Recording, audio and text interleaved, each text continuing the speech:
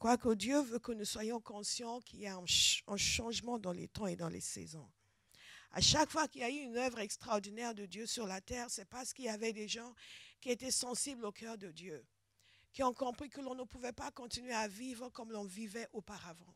Soit parce qu'ils étaient frappés par l'état de déchéance de l'Église ou de la société, soit juste parce que Dieu a mis une soif dans leur cœur, ou parce que Dieu leur a montré quelque chose. Et nous avons besoin d'avoir des yeux pour voir.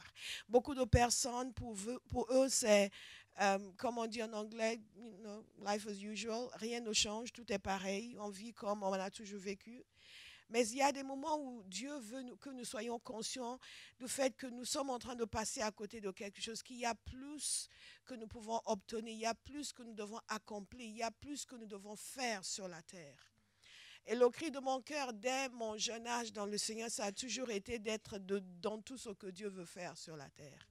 Je ne suis pas né pour être un spectateur, je suis né pour être un acteur. Et pour participer activement, apporter ma pierre à l'édifice que Dieu est en train de construire sur la terre. Jésus a dit, je bâtirai. Je bâtirai. Jésus a dit, je bâtirai. Et moi, je dis, je bâtirai avec toi. Alléluia. Je ne veux pas venir observer ce que tu bâtis et commenter. Non, je vais bâtir avec toi. Et Dieu, parfois, nous ouvre les yeux pour voir ce que nous ne voyons pas et pour nous faire entrevoir des possibilités que nous ne soupçonnions pas. Et c'est ce qui s'est passé avec le prophète Ézéchiel dans Ézéchiel chapitre 37. Pour nous donner une image de la manière dont Dieu fonctionne, pour susciter la foi dans le cœur de quelqu'un ce matin, parce que nous sommes en train de parler du réveil. Nous continuons ce que nous avons commencé mercredi soir. Je vous ai raconté beaucoup d'histoires de réveil.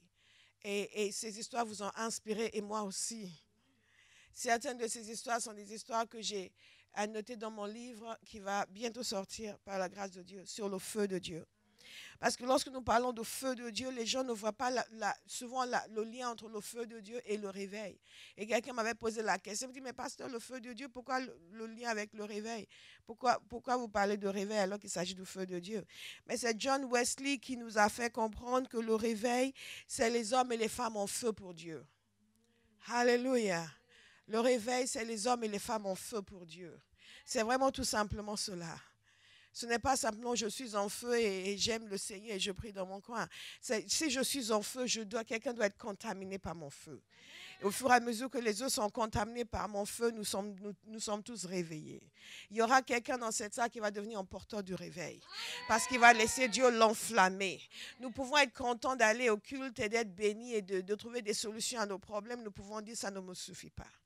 Ça ne me suffit quelque chose en moi dire qu'il y a plus. La mesure de Dieu que Dieu veut déverser sur la terre, c'est la mesure de Dieu qui me satisfera. Tant que cette mesure n'est pas déversée, je ne peux pas être satisfaite. Et c'est la raison pour laquelle nous jeûnons et nous prions pour que Dieu puisse aiguiser nos sens spirituels et creuser à l'intérieur de nous. Et enlever la passivité, enlever la cécité, enlever les couches d'égoïsme et d'obsession de soi qui viennent souvent nous empêcher d'aller là où Dieu veut que nous allions. Nous pensons que tout va bien alors que rien ne va du tout. Nous sommes complètement en dehors de la volonté de Dieu, mais ce ne sera plus le témoignage de quelqu'un ici.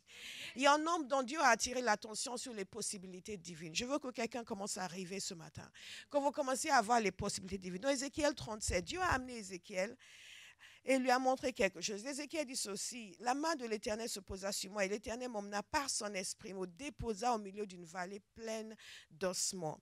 Il me fit promener près d'eux tout autour et je constatais que ces ossements étaient innombrables sur toute l'étendue de la vallée et qu'ils étaient totalement desséchés. Dites puissance de Dieu. Totalement desséchés. Dieu n'a rien laissé au hasard. Il ne lui a pas montré des ossements partiellement desséchés. Il lui a montré des ossements totalement desséchés. Une situation où sans l'intervention divine, rien n'est possible. Une situation où on a toutes les raisons naturelles de perdre espoir, de se dire, bon, c'est comme ça et c'est comme ça. Et je veux que quelqu'un commence à voir l'état de l'Église aujourd'hui, y compris nos églises dites réveillées. Parce que nous sommes réveillés dans le chant, dans la musique, dans la danse, mais pas dans l'Esprit de Dieu. Et Dieu veut réveiller son Église dite réveillée. Et réveiller toute son Église. Même les églises non réveillées. Nous disons réveillés, mais c'est la musique qui est réveillée. Ce n'est pas le cœur qui sont réveillés. Et Dieu amène, et il y a d'autres qui sont devenus des pessimistes de l'Église qui ont décidé de s'isoler dans leur coin pour critiquer. Ou parfois de s'isoler sur YouTube pour accuser. Ou de s'isoler sur Facebook pour dénigrer. Mais nous ne sommes pas de ceux-là. Nous sommes de ceux qui s'isolent dans la prière pour crier à Dieu. Est-ce qu'il y a un homme et une femme à Barros qui va s'isoler dans la prière pour crier à Dieu? Pour dire, Seigneur, ces ossements desséchés. Non, il faut faire quelque chose. Et la parole de Dieu nous dit que ces ossements étaient totalement desséchés. Il me demanda, fils de l'homme, crois-tu que ces ossements revivront? La réaction que nous avons aujourd'hui, compte tenu de l'état de la société, de l'état de l'Église, va manifester, non pas ce qui est condamnable, mais va montrer la foi qui est en nous. La révélation de Dieu que nous avons. Parce que si nous nous démobilisons en ce temps, c'est que nous n'avons pas de foi. Et je le répète encore, si nous nous démobilisons, c'est que nous n'avons pas de foi. Nous avons tous des raisons de nous démobiliser. Mais nous faisons tous partie du problème. C'est une parole encourageante. Il me demanda, fils de l'homme, crois-tu que ces ossements revivront? Je réponds, toi seul, Seigneur éternel, tu le sais. J'aime cet homme. Quelle sagesse! Cette sagesse, nous en avons besoin. Parce que nous sommes très présomptueux dans notre génération. Nous affirmons des choses que Dieu n'a pas dites. Et après, nous égosillons pour que Dieu accomplisse ce qu'il n'a pas ordonné. Regardez ce qui se passe ici. Et Dieu lui a dit ce qu'il faut faire. Je veux que vous compreniez que Dieu a toujours un plan. Dieu a toujours un schéma. Il a un plan pour réveiller quelqu'un qui est endormi aujourd'hui. On a eu tellement de témoignages depuis jeudi soir. Révélation sur le péché. Parce que comme nous avons dit, un des prérequis du réveil, c'est la repentance. La repentance de l'Église. La repentance des individus. Je vous ai donné tellement de témoignages des personnes. Quand les gens ont commencé à se repentir, la puissance de Dieu est descendue. Parce que nous sommes tous en train de pointer du doigt en tel frère, telle sœur, tel pasteur, telle église. Mais nous ne nous repentons jamais de ce qui ne va pas chez nous. Et le réveil ne vient pas parce que nous accusons, le réveil vient parce que nous nous repentons. Est-ce qu'il y a un homme et une femme ici qui ont un esprit de repentance? Nous avons eu tellement de témoignages de ce schéma de Dieu qu'il est en train de nous montrer, la repentance, la faim et la soif, la prière. Et alors que je déclare ces choses, je déclare aussi qu'elles grandissent en vous. Elles grandissent en nous. Parce que c'est une œuvre de l'Esprit de Dieu. Et regardez les possibilités divines qui sont révélées à Ézéchiel ici et qui nous sont révélées. Parce que c'est une parole d'espoir pour nous. Moi, je refuse d'être une pessimiste de l'Église. Parce que je crois à la puissance du Saint-Esprit. Et je crois que Dieu va encore amener un réveil. Dans notre génération. Et mes yeux vont le voir. Ah! Mes yeux vont le voir. Et je ne veux pas être spectateur, je vais être à l'intérieur. Seigneur, donne-nous d'avoir soif. Et c'est vraiment extraordinaire parce qu'il dit ceci. Puis il me dit, prophétise sur ces ossements, et dis-leur, ossements desséchés, écoutez ce que dit l'Éternel. Voici ce que vous déclare le Seigneur l'Éternel. Je vais faire venir en vous l'esprit et vous revivrez. Quelqu'un va le recevoir comme une prophétie personnelle. Je vais faire venir en vous l'esprit et vous revivrez. Je vais faire venir en vous l'esprit et vous revivrez. Et donc il a prophétisé. Et Dieu a donné les détails. Je mettrai sur vous des nerfs, je vous revêtirai de chair, je vous recouvrirai de peau, je mettrai en vous l'esprit et vous revivrez. Et vous reconnaîtrez que je suis l'Éternel. Je prophétisais donc comme j'en avais reçu l'ordre. Et tandis que je prophétisais, il y eut soudain un bruit. Puis un mouvement se produisit. Et les os se rapprochèrent les uns des autres. Et pendant que je regardais, voici qu'il se formait sur eux des nerfs et de la chair et que la peau venait les recouvrir. Mais il n'y avait pas d'esprit en eux. Pourtant, Dieu avait promis l'esprit. Nous avons souvent eu des moments où nous pensions que nous étions sur le point d'avoir un réveil. Nous avons vu les nerfs revenir. Nous avons vu la chair recouvrir les os. Mais il n'y avait pas l'esprit. Et nous n'avons pas poursuivi, nous nous sommes laissés décourager. Nous n'allons plus nous laisser décourager. Nous irons jusqu'au bout. Alors l'Éternel me dit, fils de l'homme, prophétise à l'adresse de l'Esprit. Prophétise et dis à l'Esprit, voici ce que déclare le Seigneur l'Éternel. Esprit, viens des quatre coins du ciel et souffle sur ces morts pour qu'ils revivent. Je prophétisais donc comme il me l'avait ordonné. Alors l'Esprit entra en eux et ils reprirent vie. Ils se dressaient sur leurs pieds et ce fut une immense armée. Ce fut une immense armée. Ce fut une immense armée. Ce que Dieu va lever dans notre génération, ce sera une immense armée. Que celui qui a des oreilles pour entendre, entende. Ce que Dieu va lever dans notre génération, ce sera une immense armée. Ne regardez pas quelqu'un aujourd'hui pour dire, lui, il est mort. Parce que Dieu va le réveiller.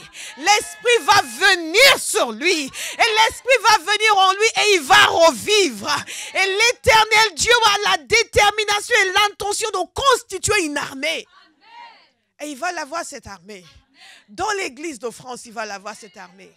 Zamaké, parce que Dieu sait comment réveiller les ossements desséchés. Dieu sait comment amener les nerfs, comment amener la chair. Dieu sait, il cherche juste un Ézéchiel qui va l'écouter. Il cherche juste des Ézéchiel qui vont prophétiser. Il cherche juste des hommes et des femmes qui vont être dans le lieu intime à l'écoute de Dieu et qui vont se consacrer pour faire la volonté de Dieu. Ézéchiel était un prophète de l'exil. Il était dans l'exil. Les autres faisaient leur business et leurs affaires. Ézéchiel se tenait au pied de Dieu et il l'écoutait. Il l'écoutait dans le lieu de prière. Et Dieu lui disait, fais ceci, il le faisait. Fais ceci, il le faisait. Dans notre génération, Dieu cherche des hommes et des femmes qui vont dire, je suis à ta disposition. Nous considérons qu'il est à notre disposition. Père, j'ai besoin de ça, donne. J'ai besoin de ça, donne. Oh, j'attends. Ça fait 2 mois que j'attends. Mais il y a un changement de paradigme qui vient dans l'église. Des hommes et des femmes qui vont dire, nous sommes à ta disposition. Il dit, prophétise, nous prophétisons. Il dit, prie, nous prions. Il dit, intercède, nous intercédons. Parce que nous avons des yeux pour voir ce que Dieu veut faire dans notre génération. Quelqu'un va arriver en point, comme je vous ai dit, pour dire, elle nous dit, où l'Esprit se manifeste, où je ne veux plus rien faire. Je ne veux pas faire de l'œuvre de Dieu sans la puissance de Dieu. Il était arrivé à ce point de désespoir pour dire, non, non, non. Quand un homme de Dieu commence à se rouler par terre, à crier pour demander que la puissance de Dieu vienne sur lui, c'est qu'il veut quelque chose. Je prie sur quelqu'un ce matin que le désir va grandir en vous. La faim et la soif pour voir Dieu agir puissamment va grandir dans le cœur de quelqu'un qui m'écoute ce matin. Ézéchiel a obéi et Dieu a agi. Il a dit, je ferai venir mon esprit. Dans Isaïe 44, il dit ceci au verset 3, « Je répandrai des eaux sur le sol altéré. J'en ferai ruisseler sur une terre aride. Oui, je répandrai mon esprit sur ta postérité et ma bénédiction sur ta progéniture. » Quand nous parlons de rêver, nous parlons d'une situation, là, comme John Wesley a dit, des hommes et des femmes en feu pour Dieu. Non pas des hommes et des femmes qui sont renouvelés, qui sont bénis, mais qui sont en feu pour Dieu. Qui sont littéralement consumés par Dieu, qui sont remplis de Dieu et qui désirent Dieu et Dieu seul et la volonté de Dieu et la volonté de Dieu seul. Et quand je parle de la volonté de Dieu, je ne parle pas de avec qui est-ce que je vais me marier. Parce que nous, la volonté de Dieu se résume en ça. Avec où est-ce que je vais travailler, combien est-ce que je vais gagner. Non, mais la volonté de Dieu pour notre génération. Des hommes et des femmes qui voient que Jésus est venu pour les perdus. Et qui donc sont consumés par ce désir de gagner les perdus. C'est ça être en feu. Est-ce qu'il y a quelqu'un qui est en feu ce matin? Déclarez-le, même si vous ne le sentez pas, déclarez-le par la foi et vous allez le recevoir. Au nom de Jésus. Lorsque nous parlons de réveil, nous disons qu'il y a un auteur qui dit que ce sont des communautés entières qui deviennent conscientes de Dieu et de l'Esprit de Dieu. Et l'Esprit de Dieu saisit les gens de telle façon que parfois même ils sont obligés d'abandonner leur travail parce qu'ils sont tellement consumés par la personne de Dieu. C'est quand Dieu visite son église et visite la communauté dans laquelle se trouve son église. Et Dieu va nous visiter et il va demeurer et il va visiter cette ville de Paris. Il va visiter cette nation. Il va visiter là où vous êtes, où que vous soyez, votre territoire. Attendez-vous, demandez que Dieu trouve en vous un Ézéchiel qui va voir ce qu'il voit, qui va imaginer ce que Dieu veut faire et qui va appeler à l'existence ce qui n'existe pas. Nous sommes faits pour ces choses. Nous ne sommes pas faits pour les petites choses auxquelles nous nous occupons. Nous ne sommes pas faits uniquement pour nous préoccuper de ce que nous allons manger. Nous ne sommes pas faits uniquement pour nous préoccuper de ce dont nous allons nous vêtir. Non, non. Parce qu'il y a un agent du royaume de Dieu ici.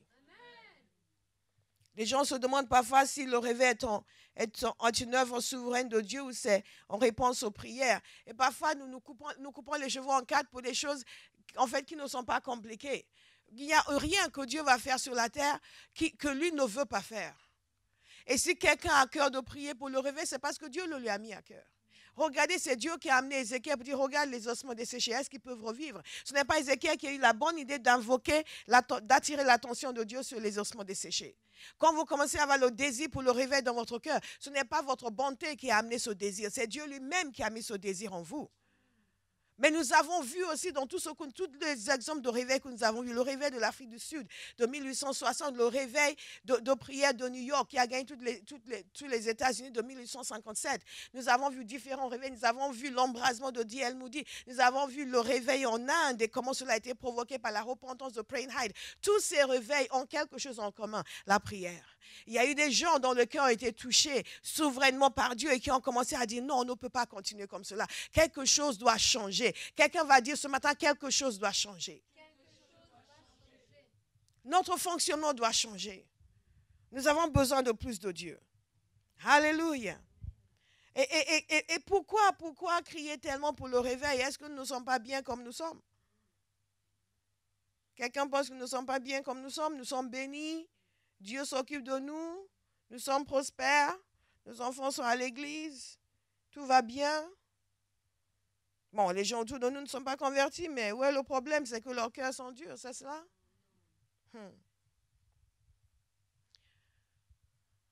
Jésus est venu pour sauver ceux qui sont perdus. Et nous venons à Christ. Beaucoup d'entre nous, nous nous souvenons de notre conversion. Beaucoup de gens, quand ils se convertissent, ils sont en feu pour Dieu.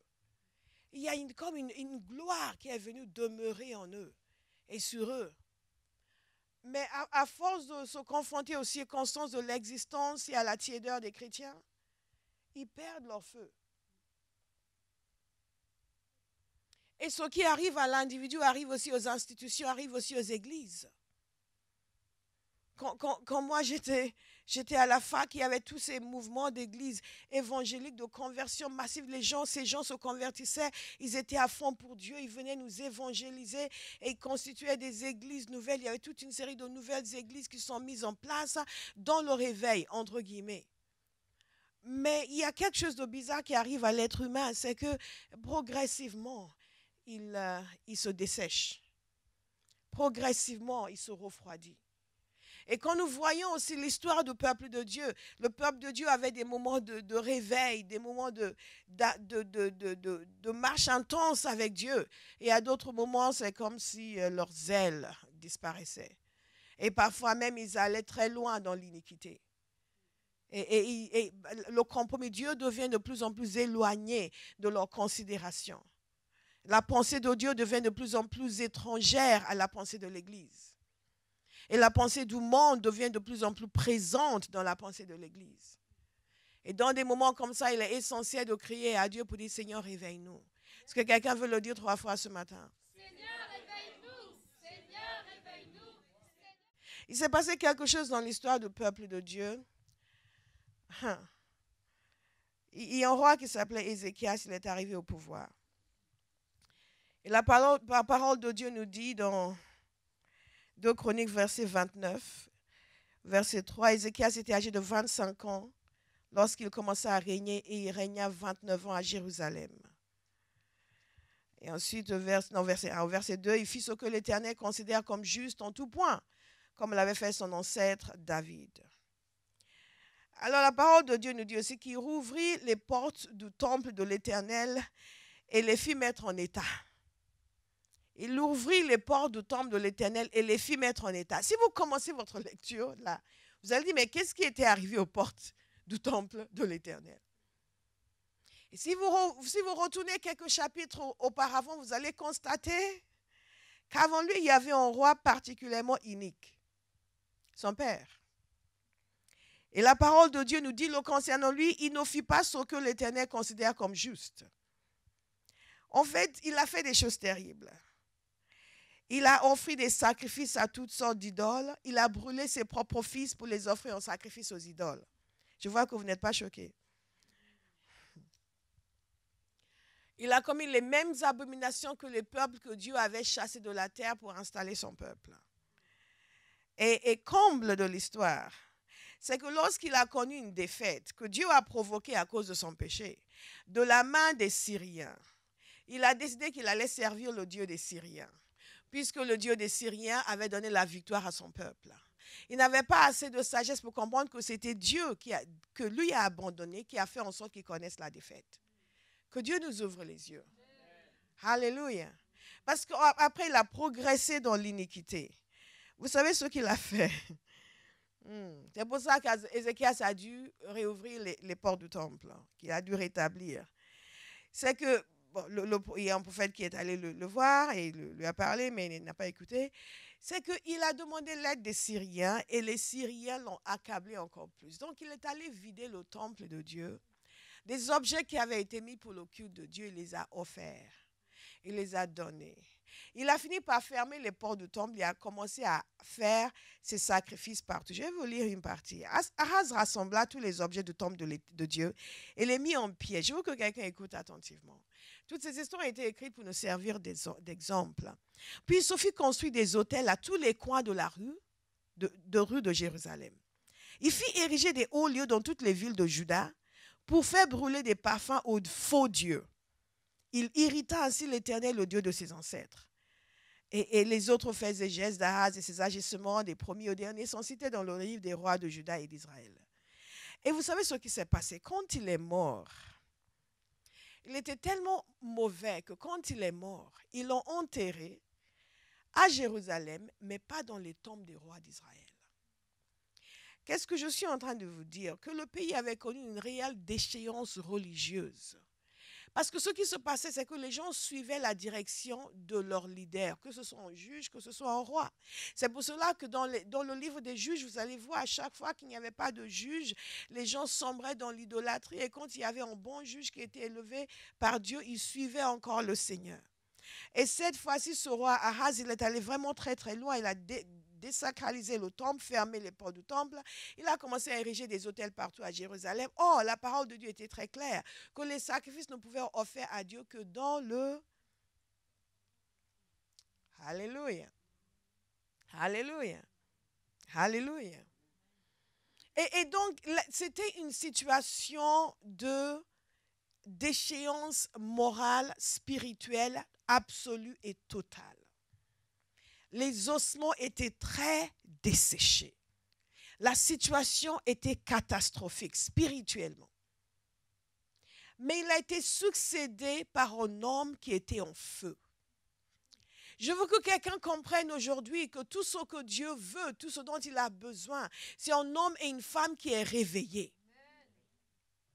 Il n'a pas besoin d'un homme et une femme qui analysent la déchéance et qui critiquent. Il a besoin de quelqu'un qui est réveillé. Je ne sais pas s'il y a ici quelqu'un qui est réveillé. Tout ce dont il a besoin, c'est quelqu'un qui est réveillé.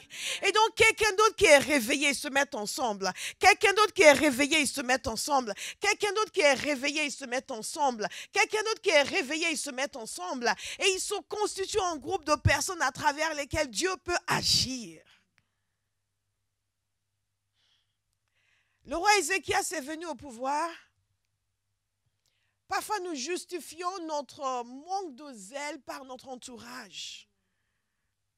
Mais cet homme il n'a pas grandi dans un environnement pieux. Parce que les excès de son père étaient terribles. Mais lui est venu au pouvoir et il était différent. Je veux savoir s'il y a quelqu'un ici dans cette génération rétrograde qui va être différent.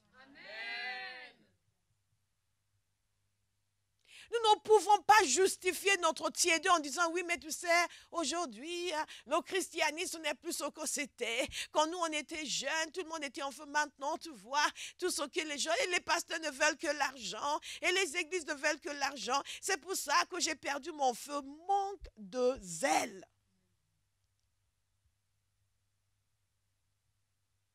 Quelqu'un va dire, j'assume mes responsabilités.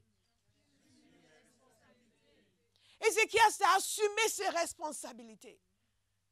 À l'âge où certains d'entre nous sont encore en train de perdre leur temps dans les boîtes de nuit, ils ne savent pas encore ce qu'ils vont faire de leur vie. Il est devenu roi. Et pour lui, c'était clair. La parole de Dieu nous dit que tout de suite, il a convoqué les prêtres au premier mois de la première année de son règne. Je prophétise sur quelqu'un que c'est le premier jour du changement radical dans votre vie. Il n'a pas attendu. Dès qu'il est arrivé au pouvoir, le premier mois de la première année, vous imaginez que jusque-là, son cœur devait bouillir à l'intérieur de lui. Il devait se préparer. Il savait qu'il allait voir que quand je vais arriver au pouvoir, tout ça va changer. On va revenir à l'Éternel. Est-ce qu'il y a quelqu'un ce matin à Barras qui veut dire on va revenir à l'Éternel? Nous allons revenir à une religion pure et sainte et sérieuse. On va revenir à l'Éternel. On va arrêter de jouer. On va arrêter de divertir. On va arrêter de chatouiller les gens. On va arrêter de cajoler des gens rétrogrades. On va leur dire, repens-toi. Mets ta vie en ordre.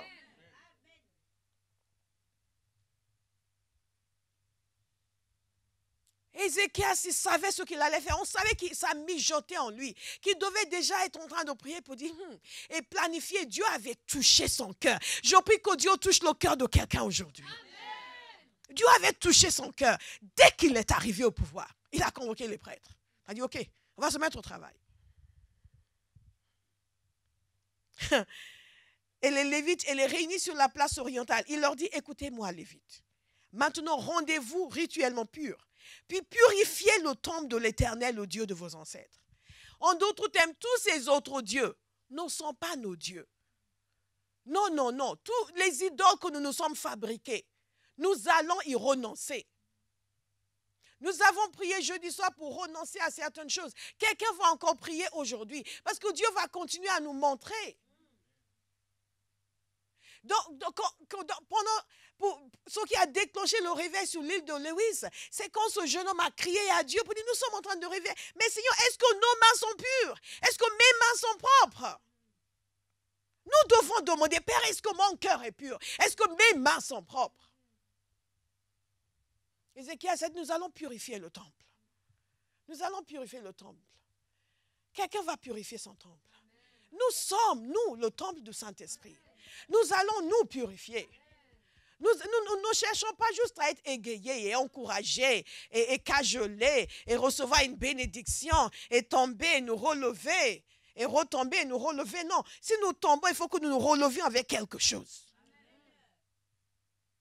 Avec quelque chose.